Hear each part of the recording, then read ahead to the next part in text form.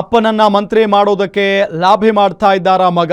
CM ಹೊರಟ ಬೆನ್ನಲ್ಲೇ ದೆಹಲಿಗೆ ನೆಲಪಾಡ್ ಪ್ರಯಾಣವನ್ನ ಬೆಳೆಸಿದ್ದಾರೆ. ಡಿಸಿಎಂ ಆಗಿದ್ದಾಗಲೂ ಡಿಕೆ ಶಿವಕುಮಾರ್ ಜೊತೆಗಿರ್ತಾ ಇದ್ದೆವು ಅಂದ್ರೆ ಡಿಕೆ ಶಿವಕುಮಾರ್ ಅವರು ಡಿಸಿಎಂ ಆಗಿದ್ದಂತ ಸಂದರ್ಭದಲ್ಲೂ ಕೂಡ ನಾವು ಅವ್ರ ಜೊತೆಗೇನೆ ಇರ್ತಾ ಇದ್ವಿ. ಆಗಲೂ ಡಿಕೆ ಶಿವಕುಮಾರ್ ದೆಹಲಿಗೆ ಹೋದಾಗ ಜೊತೆಯಲ್ಲೇ ಹೋಗ್ತಾ ಇದ್ವಿ. ಈಗ ಸಿಎಂ ಆಗಿ ದೆಹಲಿಗೆ ಹೋಗಿದ್ದಾರೆ, ಹೀಗಾಗಿ ನಾನು ಹೋಗ್ತಾ ಇದ್ದೇನೆ. ದೆಹಲಿಗೆ ಹೋಗೋಕ್ಕೂ ಮುನ್ನ ನೆಲಪಾಡ್ ಹೇಳಿಕೆಯನ್ನ ಕೊಟ್ಟಿರೋದು.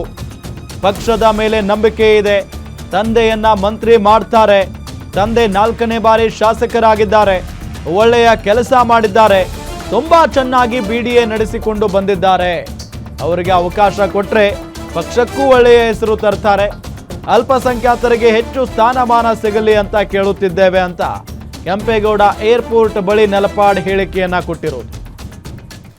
ನಮ್ಮ ಮುಖ್ಯಮಂತ್ರಿಗಳು ಡೆಲ್ಲಿ ಹೋಗಿದ್ದಾರೆ, ಮೊದಲನೇ ಬಾರಿಯಾಗಿ ಡೆಲ್ಲಿಯಲ್ಲಿ ಮುಖ್ಯಮಂತ್ರಿಗಳಾಗಿ ಹೋಗಿದ್ದಾರೆ. ಇಷ್ಟ ದಿನ ಡಿ ಕೆ ಶಿವಕುಮಾರ್ ಅವರು ಉಪಮುಖ್ಯಮಂತ್ರಿಯಾಗಿ ಹೋದಾಗೆಲ್ಲ ಜೊತೆಗೆ ಹೋಗಿದ್ವಿ. ಮುಖ್ಯಮಂತ್ರಿಯಾಗಿ ಹೋಗಿದ್ದಾರೆ, ಮುಖ್ಯಮಂತ್ರಿಯಾಗಿ ಅವ್ರ ಜೊತೆ ಒಂದ್ಸರಿ ಹೋಗ್ಬೇಕು ಅಂತ ಹೋಗ್ತಾ ಇದ್ವಿ.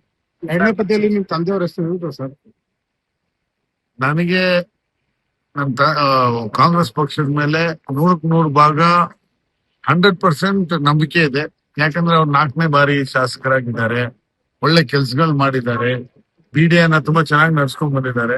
ಅವ್ರಿಗೊಂದು ಅವಕಾಶ ಕೊಟ್ರೆ ಪಕ್ಷಕ್ಕೂ ಒಳ್ಳೆ ಹೆಸರು ತಂದು ಕೊಡ್ತಾರೋ ಅನ್ನೋ ನಂಬಿಕೆ ನನಗಿದೆ. ಸೊ ಅದೇ ರೀತಿ ಕಾಂಗ್ರೆಸ್ ಪಕ್ಷಕ್ಕೂ ಆ ನಂಬಿಕೆ ಇದೆ ಅನ್ಸುತ್ತೆ. ಮೈನಾರಿಟಿ